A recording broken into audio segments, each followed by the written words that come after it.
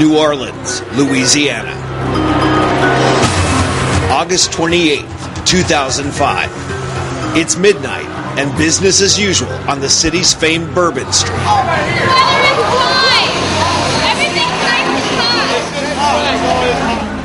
But this is just the calm before the storm. A storm named Katrina. Night bleeds into day. There's 10 hours to go before the Category 5 hurricane hits land. Tens of thousands finally heed the mayor's mandatory evacuation call. But news photographer Doug Kiesling stays behind to document the destruction. It's a night he'll never forget. Just after 6 p.m., the rains come.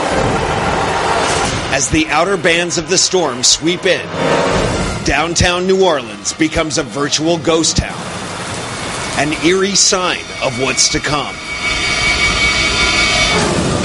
12:15 a.m. Katrina explodes onto land. 125-mile-per-hour winds tear through the city. Heavy rainfall in low-lying areas quickly inundates the streets. Even worse, the waters of Lake Pontchartrain are already spilling over its banks. And with the average elevation of the city being between 1 and 2 feet below sea level, catastrophe is imminent. By 7 a.m., winds reach 140 miles per hour. Not even reinforced office buildings can withstand the awesome power. Those still stuck in the city can only hope to brace themselves against the onslaught. By 8:30, Doug can barely see even a few feet ahead of him. Suddenly, he comes across a waterlogged resident who confirms everyone's worst fears. I don't know whether that water's coming over that levee or what, because the water started rising so high on my two-story apartment, I had to get out. The levees have been breached. All around town, the water level is quickly climbing. Doug knows if he doesn't get out of the city fast, he could be filming his final moments on Earth. This is really bad. Canals overflow and roads become rivers as the cameraman searches for a path out of town. When he reaches the interstate, he finds his escape route under 6 feet of water. Doug must backtrack and drive through debris-filled streets to reach an on-ramp further west. But once again,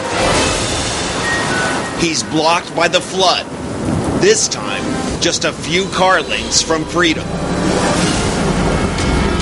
As the newsman navigates through increasingly submerged byways, he calls his contacts with an ominous message. This whole place is going underwater. Finally, Doug finds another way onto the interstate. He's on his way out, but not before getting one last taste of Katrina's ferocity. A downed tree blows right into his path. Desperate to evacuate, he doesn't even slow down. In the coming hours, water continues pouring over the failed levees. And by the next day, 80% of New Orleans is underwater, with some parts as deep as 15 feet. The cost of the destruction will reach over $200 billion. The city that was once known for its carefree ways will forever be linked to a tragedy of epic proportions. Doug Kiesling is among the lucky ones to make it out of the disaster zone.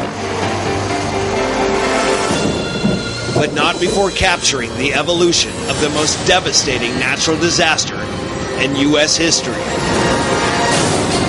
A name that will live in infamy. Katrina.